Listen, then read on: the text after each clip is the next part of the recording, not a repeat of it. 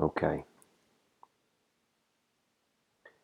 When we last left off, Troy and Rose were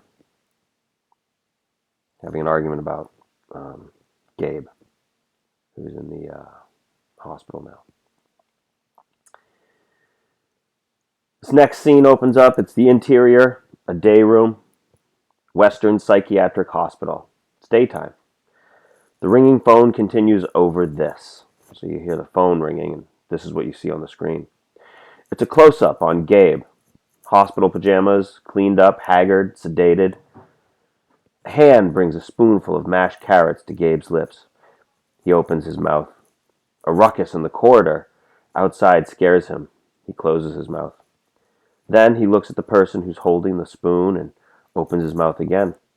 The spoon goes in. Troy sits across from Gabe, a bowl of mashed carrots on his lap, feeding his brother. Gabe swallows. Then he grins. The ringing continues over this and into the next scene. It's the interior of Rose and Troy's bedroom, and it's late at night. There's lightning flashing. The phone's ringing downstairs.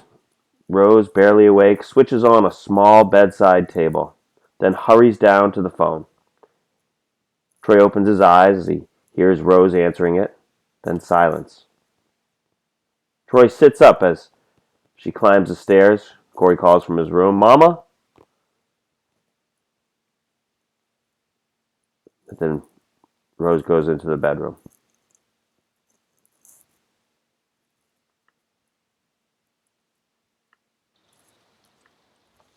Troy. Troy.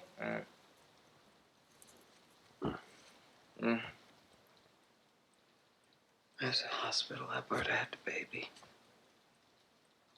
Yeah? What's she at with us? It's a girl. Troy stands and starts getting dressed.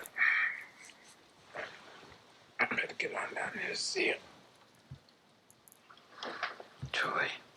I had to go see her now, Rose. That's the only way.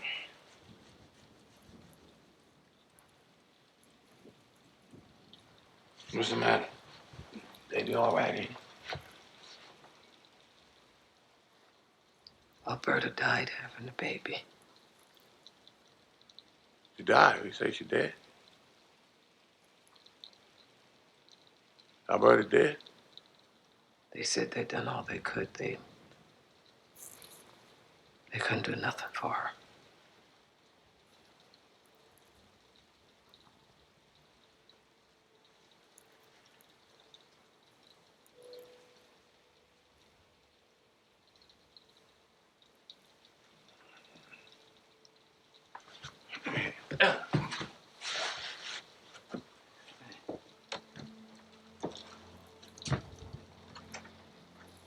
Huh? Oh, what about the baby? Baby all right? They say it's healthy. Wonder who's gonna bury her. Well, she had a family, Rose. She wasn't living in the world by herself. No, she wasn't living in the world by herself. Next thing you want to know, she had any You ain't insurance. gotta talk to me like First thing that. jump out your mouth. We won't bury her like I'm finna take that task on for myself. I'm your wife. Don't push me away. I ain't pushing nobody away. Just give me some space. Just give me some room to breathe. One shoe on, the other in his hand. He stands and turns on Rose. Controlled fury. Rose is shocked by his demand. She turns, closes the door, and leaves the room. Alone, Troy realizes he's holding his shoe. He sits heavily on the bed and puts it on. As he does, he starts talking to himself. I Mr. Death.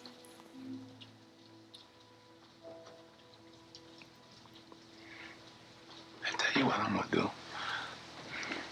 I'm gonna take and build me a fence around this yard, see? Build me a fence around what belongs to me, and then I want you to stay on the other side. You stay over there till you're ready for me, then you come on. Bring your army, bring your sickle, bring your wrestling clothes. I ain't gonna fall down on my vigilance this time. You ain't gonna sneak up on me no more. When you ready for me, when the top of your list say Troy Maxson, then you come on up and knock on the front door. Ain't nobody else got nothing to do with this. This between you and me. Man to man!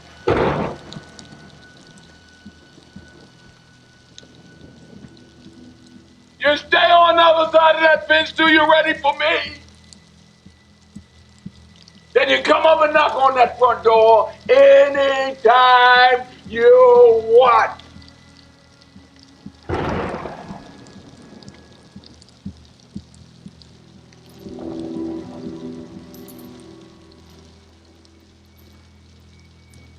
I'll be ready for you.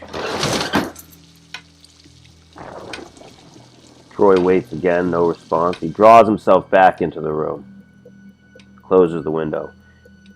He opens the bedroom door. Rose and Corey are there. No one knows what to say. Troy passes his wife and son. They hear him descending the stairs. Then the front door opens and slams shut.